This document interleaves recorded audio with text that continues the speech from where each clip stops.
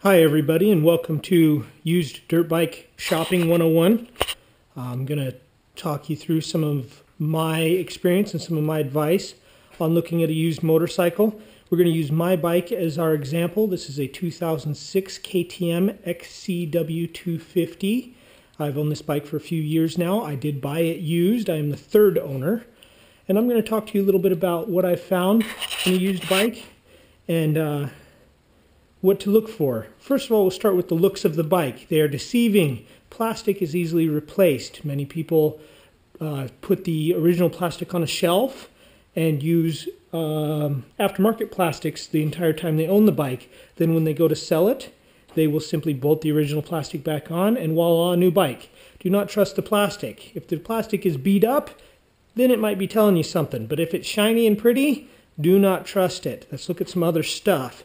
Mileage. We want to judge how many miles are on a bike. Now, of course, talk to the guy or gal and find out, from them how long they've owned it, the history of the bike, but also look at the bike itself. Dirt bikes have foot pegs. My foot pegs have been sharpened. That is a bad sign. That means that the pegs have been worn enough to need sharpened. Now, the pegs on the back, the spikes on the back are worn less than the spikes on the front, because when you're riding, your boot is leaning forward and you wear on the front of the peg more. So if you compare the front of the peg to the rear, you can see miles. My bike has actually had significant wear to the sharpened peg, so that means that my bike has high miles. If we look at my shifter, it also shows high miles. It is worn flat on the top, and on the bottom it is worn nearly through. Once again, we do not know if it is original. I hope it is, because it shows a lot of miles. So we can see that my bike has been ridden quite a bit. It has got a lot of hours, a lot of time in the saddle, but we don't know what kind of time that is. We need to find out what type of riding was done. To do that, we usually look at the underside of the bike. So if we get up underneath here and look at the underside of the frame, we can see that there's a few dings. There's a few scratches, a few bashes, the real good one right here. These are signs that this bike's been in the rocks. I actually replaced my original chain guide when I bought the bike because the other chain guide was very beat up. Once again, signs that it has been in the rocks. The other side is very similar. We can look at the underside of the engine as well. Now mine has a skid plate. It is aftermarket. We do not know how many miles are on this skid plate. But we can see here's a big hit right here, a couple little hits here. Otherwise, it's fairly straight. So, however long this skid plate's been on, hasn't had too much abuse. A few hits here and there. We can look at the frame in here, and we're looking for cracking paint. Signs that the frame is bent from a large hit to the underside. The paint all looks good. No cracks, no stress marks. So the underside of the frame doesn't appear to have been cased hard. Cased being where the ground or log or rock comes up and hits the bottom of the case of the engine. So we know now that the bike has some miles on it. Looking at the underside of the pipe, looking at the underside of the swing arm and the engine, we can see that it's been in some rocks, not too badly. Look on the underside of our forks here. Once again, some rock marks, some dings, some gouges. So this thing has been in some gnarlier terrain. Once again, nothing that's a deal breaker, nothing that's out of the ordinary. The wheels appear to be round. No major damage to the outside of the wheel here that I can tell, or that I remember it having. Check your spokes. Look for bent spokes, broken spokes, things of that type. So now we've kind of determined that it's a higher mileage bike. It's been in some rocks. Okay, still no deal breaker. It's still an okay bike. Still no reason not to buy it. We just now know what we're dealing with. Let's look at how the bike was maintained. So one of my favorite telltale signs for maintenance, we can actually look in the airbox here. We'll start there. Our air box is fairly clean. Now you can see it's dirty. There's been some water splashed in here, but the filter's clean. You know, there's grease around the edge of the filter so dirt can't get in. But if we look down in here, there's no grease, there's no grime, there's no rocks, sand, silt. You know, it's fairly clean in here. Dirty, but maintained. You know, every now and then I grab a rag and I clean this out, make sure everything's sealed up properly. So an air box can be dirty, it's an air box, but it can't be a giant grease ball with sand and rocks and clumps in it. My filter's in good repair, recently oiled, hasn't soaked in all the way. So nothing wrong with the air box. So things like the air filter, changing the oil, those are very routine. Almost everybody does that. We expect that of people. A lot of people, though, don't go any farther than that. And so a high mileage bike that has not been maintained will be sloppy. It will be clapped out. And the easiest way to tell that is with bearings. Wheel bearings, swing arm bearings, suspension bearings.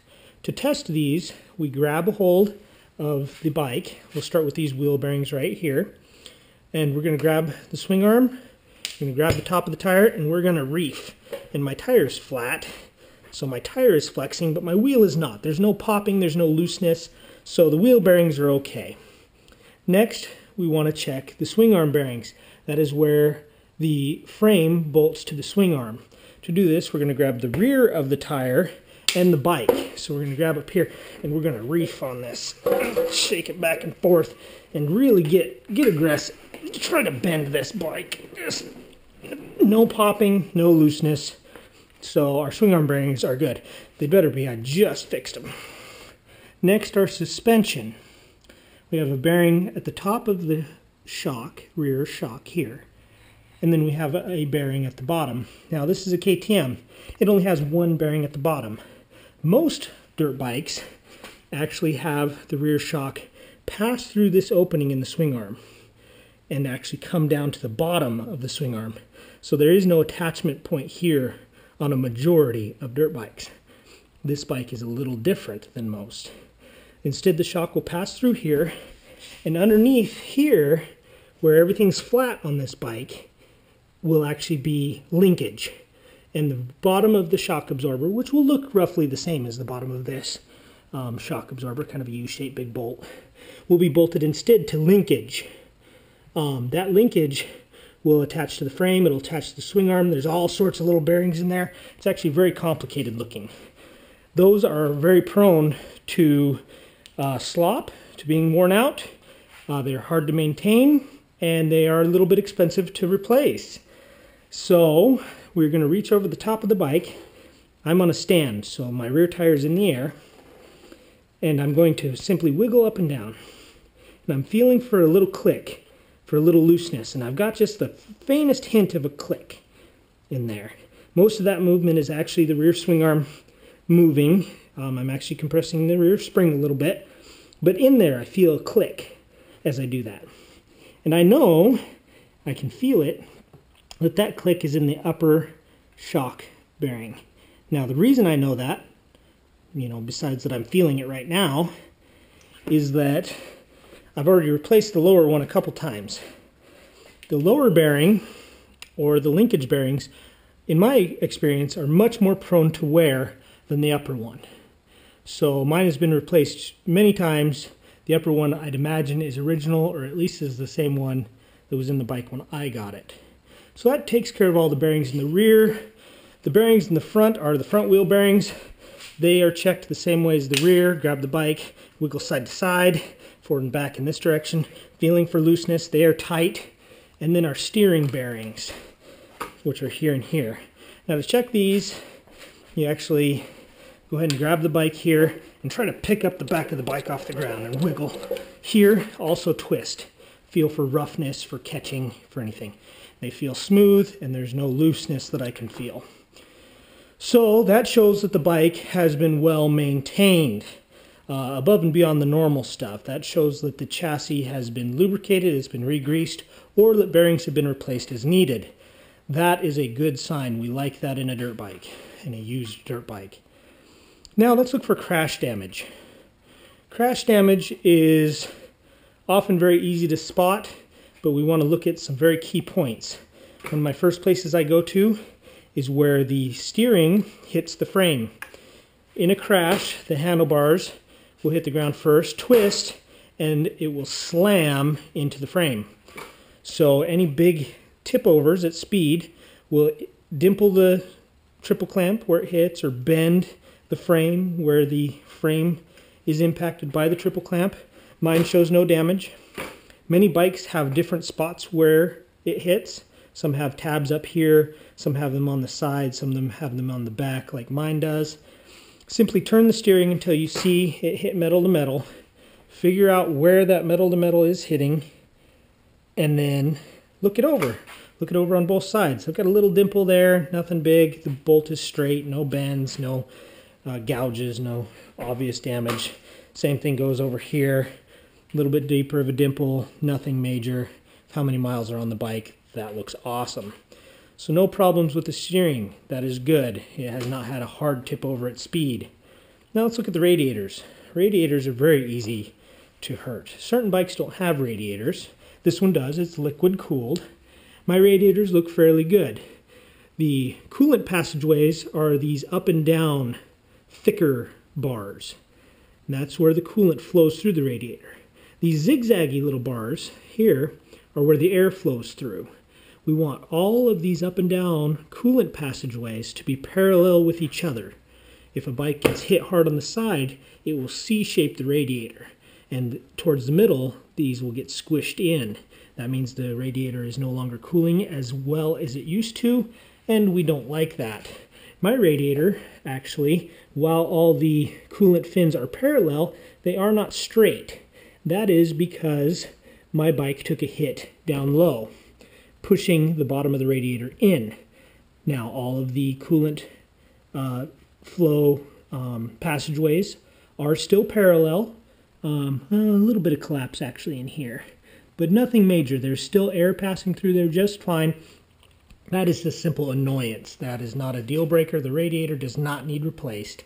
It does have some damage, but it's a dirt bike. It's been tipped over. What are you going to do?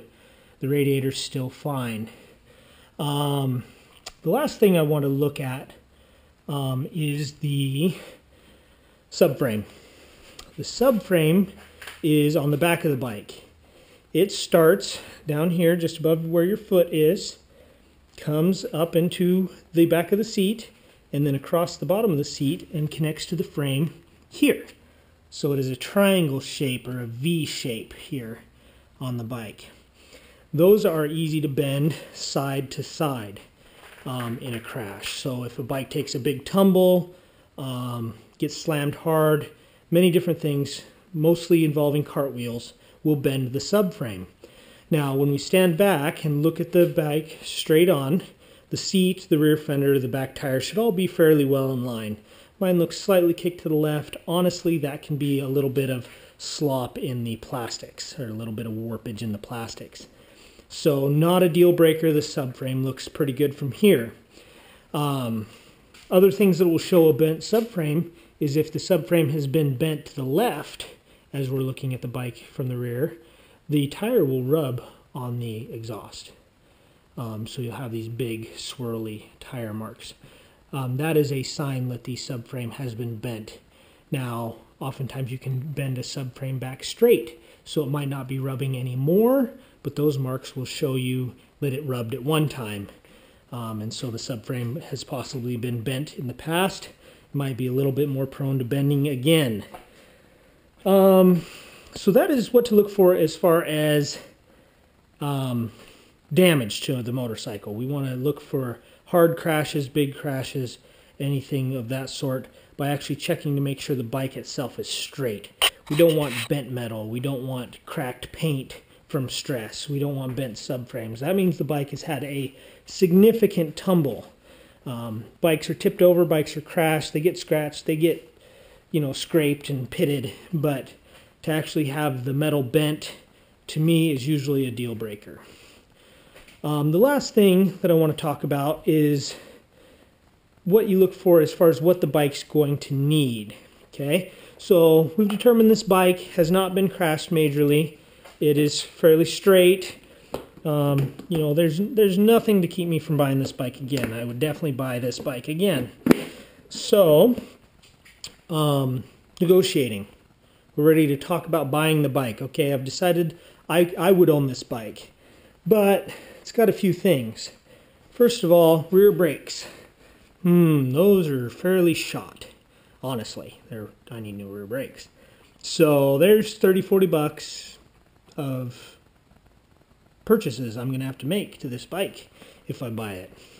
Sprocket and chains, I'm going to look those over.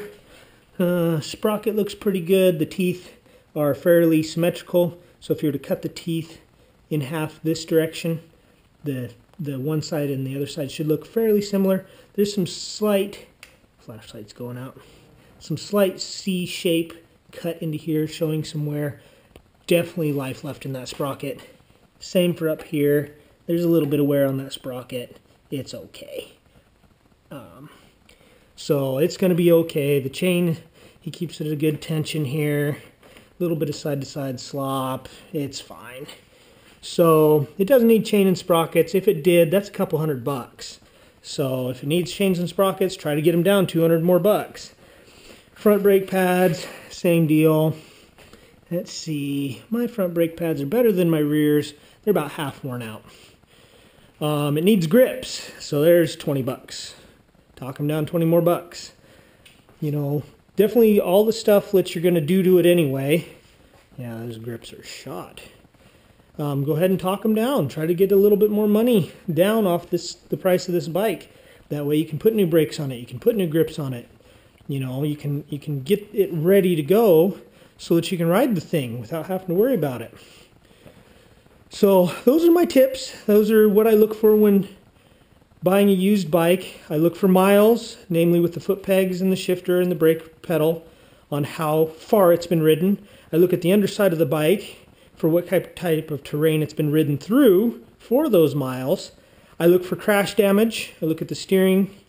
I look at the subframe for any major damage. Look at the wheels. For any major damage, anything that might show that the bike has been in a major accident.